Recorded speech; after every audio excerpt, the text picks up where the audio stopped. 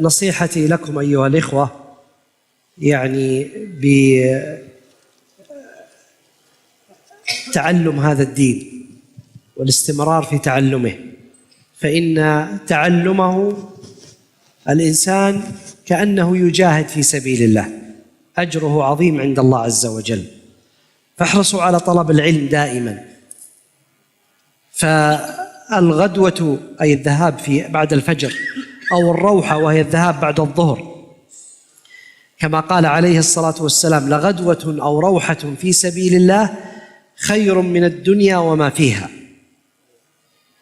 فالذي يأتي ليطلب العلم في المساجد أو في المعاهد هذا مثل المجاهد تماما، مثل المجاهد تماما، لأن الله عز وجل قال لنبيه صلى الله عليه وسلم: أول ما ذكر الجهاد في القرآن الله سبحانه وتعالى ذكره لنبيه عليه الصلاة والسلام وهو بمكة.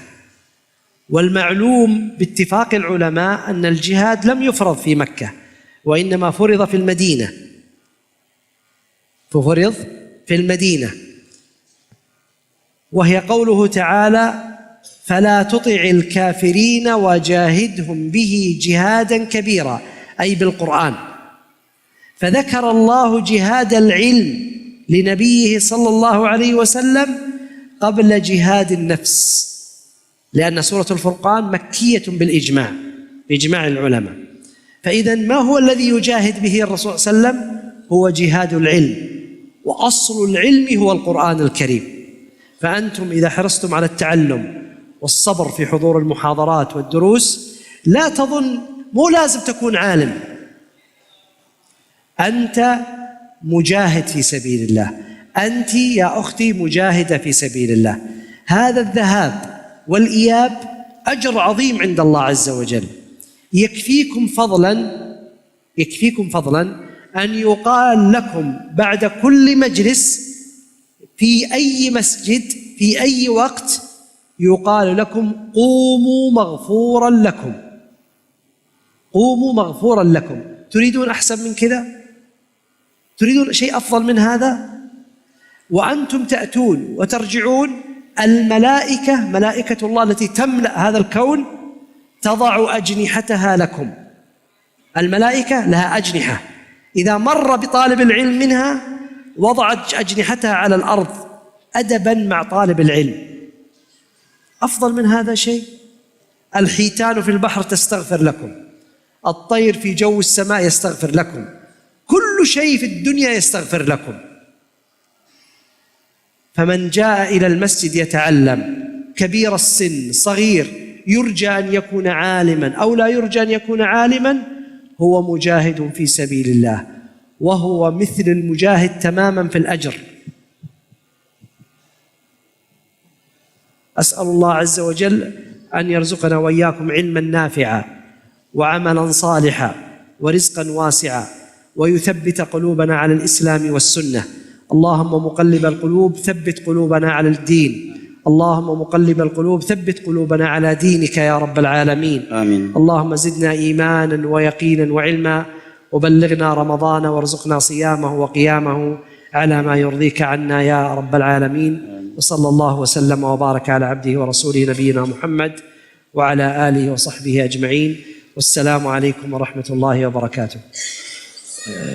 Jamaah yang dimuliakan Allah, di akhir kajian Syekh memberikan nasihat yang sangat indah, yaitu agar kita selalu semangat mempelajari dan menghadiri majelis ilmu agama, karena sungguh sangatlah besar keutamaan hadiri majelis ilmu agama. Di antaranya kata beliau, pergi dan pulangnya seorang ke majelis ilmu agama itu lebih baik daripada dunia beserta isinya.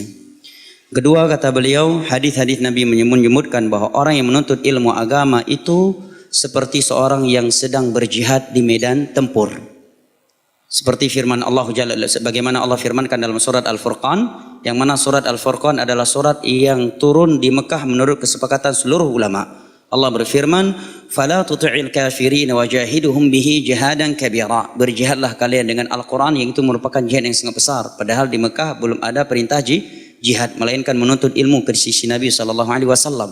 Allah menamakannya jihad. Baik dia anak kecil, anak muda, orang tua. Apakah dia akan menjadi ulama ataukah tidak? Dengan hadir majelis ilmu agama, tetap dia dinilai sebagai orang yang sedang berjihad di medan tempur. Keutamaan yang lainnya, bahwa setiap kali dia bangkit dari majelis ilmu agama, para malaikat berkata untuknya, "Qumu maghfuran lakum." Berdirilah kalian, Allah akan mengampuni dosa-dosa kalian. Begitu dia bangkit dari majelis ilmu agama, seluruh malaikat berkata, ya semoga Allah mengampuni dosa-dosa kalian. Keutamaan yang lainnya, bahwa ketika dia duduk di majelis ilmu agama di masjid manapun, maka malaikat-malaikat Allah Jalla wa'ala meliputi tempat tersebut. Sebagaimana yang telah dikabarkan oleh Rasulullah sallallahu alaihi wasallam, maka hendaknya kita selalu semangat di dalam menuntut ilmu agama, di dalam menghadiri majelis ilmu agama. Kemudian Syekh berdoa kepada Allah dengan doa yang telah antum simak. Saya kira sampai di sini. Wassallallahu ala nabiyina Muhammad wa ala alihi wa sahbihi wasallam wa akhiru da'wana anil hamdulillahi rabbil alamin. Lebih dan kurangnya dalam terjemahan saya dan tentunya banyak kekurangannya mohon dimaafkan. Nah, wassalamualaikum warahmatullahi wabarakatuh.